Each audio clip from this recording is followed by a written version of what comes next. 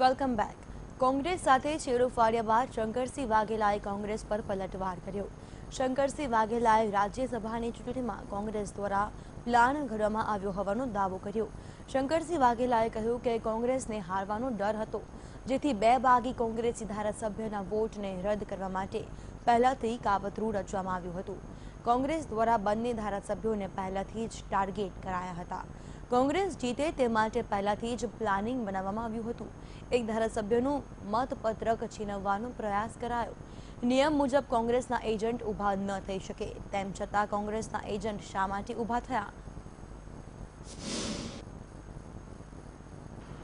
और आखिर ये जो राज्यसभा इलेक्शन था वो इलेक्शन कांग्रेस के हिसाब से हुआ, इन फाइटिंग्स के हिसाब से हुआ, दुखी एमएलएस थे, इनकी कंप्लेन न सुनी गई, इसके हिसाब से हुआ और जीतने का जश्न मनाए.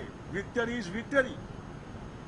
आई कॉन्ग्रेचुलेटरी अहमद भाई आपके सबके सामने. लेकिन कांग्रेस जीते इसके लिए प्लानिंग बनाया गया था पोलिंग के समय, रात को आगे दिन, नाइट बिफोर, कि एट एनी हाउ इस इलेक्शन को चैलेंज करना है.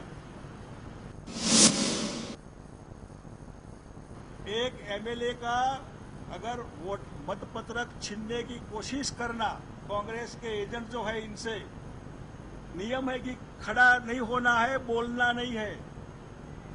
कांग्रेस के एजेंट खड़े हुए, नहीं खड़ा होना चाहिए था. जो मतपत्र था छीनने की कोशिश की, वो पैर से अपंग है राघव जी पटेल, गिरते गिरते बच गया. उसने छीनने की कोशिश की, ऐसे करके डबले में डाल दिया. इलेक्शन कमीशन ने जानबूझकर अगर न किया हो तो ये वीडियो में वो देखे, पूरी वीडियोग्राफी बुलाई आप सबकी 176 की जिन्होंने वोट दिया वो. जानबूझकर एजेंट खड़ा होता है. ये प्लानिंग का हिस्सा था, प्लानिंग था कांग्रेस का. ऐसे एमएलए को हम टाइट करेंगे जिससे इनको हम चैलेंज करेंगे. चैलेंज का होमवर्क रात को हो गया था, टाइप हो गया था सब. सुप्रीम कोर्ट के जो है जहां जहां केसेस हुए वहां का जो आए थे वो सब लाकर तैयार रखा था. इलेक्शन कमीशन को टाइट रखा था. अपने पार्टी को advance before result Congress party के सीनियर एडवोकेट्स को इलेक्शन कमीशन के सामने क्या क्या आर्ग्यूमेंट्स करनी वो तय किया था. Conspiracy to win the election. जानबूझकर कौन से एमएलए पर क्या एक्ट करना, एक्ट का बेस क्या लेना, और वो करके इलेक्शन कमीशन को दबाकर कैसे हम जीते, उसकी एक प्रकार की प्लानिंग कॉन्स्पिरेसी आई से ये कॉन्स्पिरेसी थी.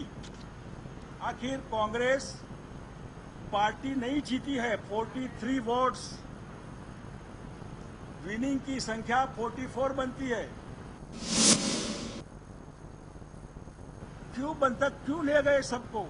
अगर खुले रहते तो 25 और 20-25 लोग वहां से निकलते. और मेरे पास पूरा रिकॉर्ड है, 36 लोग तो थे, वो तो सबको पता है.